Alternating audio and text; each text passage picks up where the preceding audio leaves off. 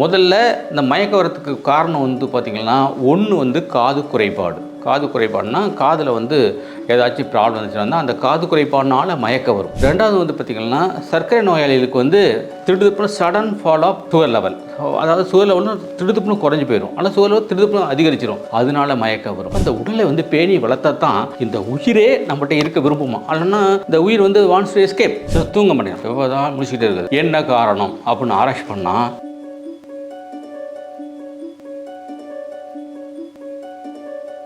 Health cafe Tamil நேயர்களே, உங்கள் அனைவருக்கு எனது வணக்கம். இன்றைக்கி வந்து பார்த்திங்கன்னு சொன்னால் நிறைய பேருக்கு மயக்கம் வருது, கிடினஸ் வருது. இந்த மயக்கம் வர்றது எதனால் வருது அப்படிங்கிறத முதல்ல தெரிஞ்சுக்கணும். முதல்ல இந்த மயக்கம் வரத்துக்கு காரணம் வந்து பார்த்திங்கன்னா, ஒன்று வந்து காது குறைபாடு. காது குறைபாடுனா காதில் வந்து ஏதாச்சும் ப்ராப்ளம் இருந்துச்சுன்னா அந்த காது குறைபாடுனால மயக்கம் வரும். இப்போ நம்ம காதுக்குள்ளே வந்து பார்த்திங்கன்னா காக்லியர் போன் சொல்கிறோம் இல்லையா, அதாவது நத்தை எலும்புன்னு சொல்லுவோம். அதில் வந்து ஃப்ளூயிட் இருக்கும், அதாவது அதில் ஒரு திறமை இருக்கும், காக்லியர் ஃப்ளூயிட்னு பேர்.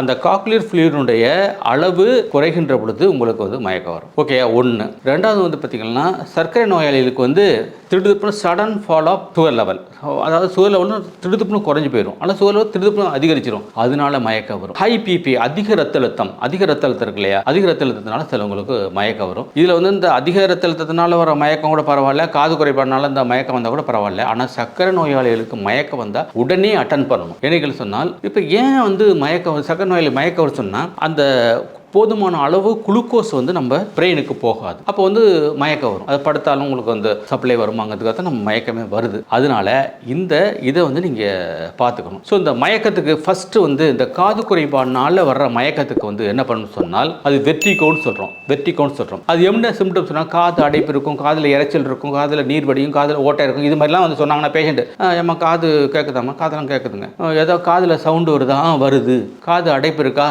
இருக்குது அப்படின்னு சொல்லிட்டாங்க, கண்டிப்பாக கன்ஃபார்ம் அவங்க காது குறைபாடுனால தான் அவங்களுக்கு மயக்கம் வந்து கண்டுபிடிச்சிடலாம். சரி, இதெல்லாம் இந்த சிம்டம்ஸ் தான் இல்லை. அடுத்து வந்து நீங்கள் டயபெட்டிக்கா, கிரானிக் டயபெட்டிக்கானா, ஆமாம் எஸ் அப்படின்னு சொன்னால், அப்போ அவங்களுக்கு டயபெட்டிக் சார்ந்த மயக்கம் வருவதாக யூகம் செய்து கொள்ள வேண்டும். அது இல்லாமல் உங்களுக்கு ரத்த அழுத்தம் எது அதிகமாக இருக்கிறது அப்படிங்கிறத கேட்டு தெரிஞ்சுக்கணும். இதில் நண்பர்களே, நான் ஒரு செய்தியை சொல்ல விரும்புகிறேன். முதல்ல நீங்கள் போயிட்டு ஹாஸ்பிட்டலில் போயிட்டு செக் பண்ணையில் கொஞ்சம் குளுக்கோஸில் வர்றதா கொஞ்சம் டைம் கொடுங்க, அந்த உடம்புக்கு டைம் கொடுங்க, மாறிக்கணும். எப்போ நீங்கள் வந்து டெஸ்ட் பண்ணுறீங்க, குளுக்கோஸ் அளவு அதிகமாக இருக்குது, அதாவது இயல்பு நிலைக்கு மேலாக இருப்பதாக உங்களுக்கு சொல்கிறாங்க டாக்டர்ஸ், அப்படின்னா நீங்கள் என்ன பண்ணணும், உங்கள் உடம்புக்கு கொஞ்சம் டைம் கொடுக்கணும், அது மாற்றிக்கணும். அதெல்லாம் உணவு முறைகளை கொஞ்சம் மாற்றிக்கணும். மாத்திரை அலோபதி மாத்திரை எழுதுறாங்களே, வாங்கிட்டீங்க, அப்போது நீங்கள் டயபெட்டிக் பேஷண்ட் கிடையாது. அந்த மாத்திரையை என்னைக்கு நீங்கள் வாயில் வச்சுட்டு அதை உள்ள முணுங்களையும் அன்றைக்கி நீங்கள் டயபெட்டிக் பேஷண்ட்டாக மாற்றப்படுவீர்கள். அதனால நீங்கள் தயவு செஞ்சு ஆரம்பத்தில் சர்க்கரையோட அளவு அதிகமாக இருந்தால் கவலைப்படாமல் உணவு முறையை மாற்றுங்க, உங்களுடைய பழக்கவழங்களை பார்த்துங்க, உடற்பயிற்சி செய்யுங்க. இது மாதிரி செஞ்சு பார்த்துட்டு அப்புறமே நீங்கள் செக் பண்ணிக்கிறங்க. நீங்கள் வந்து உங்கள் உடம்பு முக்கியம். அந்த உடம்பு இருந்தால் தான் இந்த உயிரே நம்மள்கிட்ட இருக்கும். அதனால தான் உடலை வளர்க்கும் உபயம் கண்டே உயிர் வளர்த்தேன்னு சொன்னாங்க. அப்போ இந்த உடலை வந்து பேணி வளர்த்தா தான் இந்த உயிரே நம்மகிட்ட இருக்க விரும்புமா. இல்லைன்னா இந்த உயிர் வந்து வாண்ட்ஸ் டு எஸ்கேப், எங்கேயாச்சும் சரி போய் வந்தாலும் சரியாக மெயின்டைன் பண்ண மாட்டேங்கிறாங்க, அதனால வேற எங்கேயாச்சும் போயிட்டு வேற உயிரோட சேர்ந்து வேற உடலோட சேர்ந்துக்கலாம் அப்படின்னு சொல்லிட்டு அவங்க சொந்தத்தில் குழந்தை பிறக்கும் இல்லையா, அதில் போயிட்டு இந்த ஆன்மா போய் சேர்த்துக்கிறோமா. அதனால நீங்க உடலை வளர்க்க வேண்டும். உடலை வளர்க்கணும்னு சொன்னா நல்ல உணவு பழக்கங்களை எடுத்துக்கொள்ள வேண்டும். நிறைய காய்கறி எடுத்துக்கணும். இன்னைக்கு வந்து காய்கறி எடுத்த காய்கறிலையும் வந்து சைடு எஃபெக்ட் இருக்குன்னு சொல்லுவாங்க. உண்மைதான், காய்கறிலையும் சில கெமிக்கல்லாம் அடிக்கிறாங்க. அதுக்கு நீங்க என்ன பண்ண சொன்னா, அந்த காய்கறிலாம் வாங்கிட்டு வந்துட்டு நீங்கள் வந்து மஞ்சள் இருக்குல்ல, அந்த மஞ்சள் போட்டு தண்ணியில் மஞ்சளை போட்டு கொஞ்சம் உப்பு போட்டு இதை அந்த காயை வந்து அதில் வச்சு டிப் பண்ணிவிட்டு ஒரு 5 நிமிஷம் வச்சுட்டு நல்லா அலசி சமைச்சிங்கன்னா அந்த கெமிக்கல் போயிடும். நீங்கள் உணவு பழக்க வளங்களை மாற்றாமல் உங்கள் ஆரோக்கியத்தை மேம்படுத்த முடியாது. இப்போ வந்து இந்த மயக்கம்னு சொன்னோம் இல்லையா, இந்த பிபி அதிகமாக இருக்கிறதுனால மயக்கம் வருது. பிளட் ப்ரெஷர் இருக்கு இல்லையா, இரத்த அழுத்தம். இது இரத்த அழுத்தம் சீராக இருக்க வேண்டும் என்பது உண்மை. நீங்கள் மாடிப்படியில் ஏறுறீங்க, அப்போ எப்படி இருக்கும், ரத்த ஓட்டம் அதிகரிக்கும். நீங்கள் வந்து வாக்கிங் நிறைய போகிறீங்க, ரத்த ஓட்டம் அதிகரிக்கும். நம்ம உடம்பு வந்து அந்த சூழ்நிலைக்கு தகுந்த மாதிரி என்ன பண்ணுது, சூழ்நிலை மாற்றிக்குது. இல்லை எனக்கு குறைய மாட்டேங்குது அப்படின்னு சொன்னால் லீவ் 3 அப்படிங்கிற அக்குபஞ்சர் பாயிண்ட்ஸ் இருக்குது. அந்த அக்குபஞ்சர் பாயிண்டில் ஜஸ்ட் வளர்ச்சி பிபி அப்படியே குறைஞ்சி போயிடும். ஒரு கேஸ் ஸ்டடி சொல்கிறேன். எனக்கு தெரிஞ்ச பொண்ணுக்கு வந்துட்டு பிரசவத்தை கொண்டு அட்மிட் பண்ணியிருக்காங்க. பிபி நிறைய 220 இருக்குது, 280 இருக்குது, கீழே வந்து 160 இருக்குது. டாக்டர் சொல்லிட்டாங்க இவங்களை ஆப்ரேஷன் தான் பண்ணணும், பட் பிபி அதிகம், இங்கே ஒன்றுமே பண்ண முடியாது, நாங்கள் கேரண்டி சொல்ல முடியாது அப்படின்னு சொன்னாங்க. அப்போ எனக்கு ஃபோன் பண்ணாங்க, இந்த மாதிரி இருக்குது, எப்படி இந்த விஷயம் ஹேண்டில் பண்ணுறது கேட்டாங்க. அப்போ நான் சொன்னேன், இந்த லீவ் 3ங்கிற அக்குபஞ்சர் பாயிண்டில் அழுத்தம் கொடுங்க அப்படின்னு சொன்னேன். அவங்க அக்குபஞ்சர் படிக்காதவங்க டக்குன்னு என்ன பண்ணேன், இந்த மொபைலில் அந்த பாயிண்டை எடுத்துட்டு அப்படியே எழுதி அவங்களுக்கு அனுப்பிட்டேன். இந்த இடத்துல நீங்கள் வந்து அழுத்தம் கொடுத்தீங்கன்னா சரியாக போயிடும் சொல்லிட்டு இது அழுத்தம் கொடுக்க கொடுக்க கொடுக்க கொடுக்க கொடுக்க என்னாச்சுன்னா கொஞ்சம் டக்குன்னு என்ன பண்ணிட்டாங்க, ஆப்ரேஷன் பெர்ஃபார்ம்டு. அது மாதிரி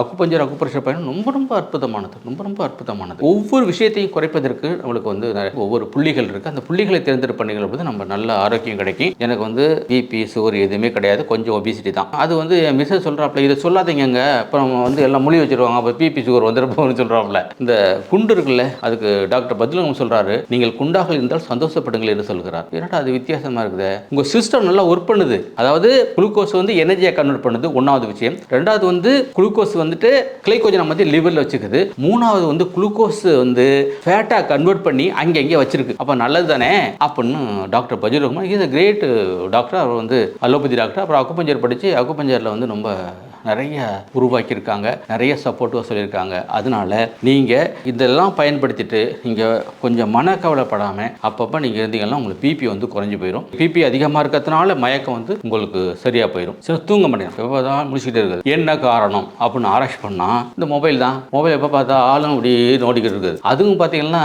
ஏதாச்சும் ஷார்ட்ஸில் போயிட்டுன்னு வச்சுங்களேன், ஒன்று ஷார்ட்ஸை டச் பண்ணிட்டீங்க அவ்வளோதான், அன்னைக்கு ஃபுல்லாக 1 hour ஃபுல்லாக பார்த்துட்டு இருப்பீங்க. அது வந்து அடிக்ஷன் ஆகிடுச்சு. அதனால தூக்கம் வராமல் இருக்குது. கவலை ஒரீஸ் இருக்குது, பணக்கவலைகள் இருக்குது, குழந்தைகளை பற்றி கவலை, ஒய்ஃபை பற்றி கவலை, நம்ம வந்து அது மாதிரி நிறைய கவலைகள் இருக்குது. தூக்கம் வராமல் இருக்கும். அப்படி தூக்கம் வருவதனால பிபி அதிகமாக இருக்கும். அப்போ ஒரு ட்ரிக்கு சொல்லி தட்டுமா, இங்கே பாருங்கள், இப்படியே 1 2 3 4 5 6 108 தடவை தலையில் தட்டிக்கணும். லேசாக அப்படியே லேசாக தட்டி கொடுத்தீங்கன்னு சொன்னால் உங்களுக்கு நல்ல தூக்கம் வரும். இந்த தூக்கத்தை நல்லா பண்ணாலே உங்களுக்கு பிபி வந்து குறைஞ்சி போயிடும். அதனால வர்ற மயக்கம் வந்து சரியாக போயிடும். ஆகையினால நண்பர்களே, தோழர்களே, மயக்கம் வந்தால் கவலைப்படாதீங்க.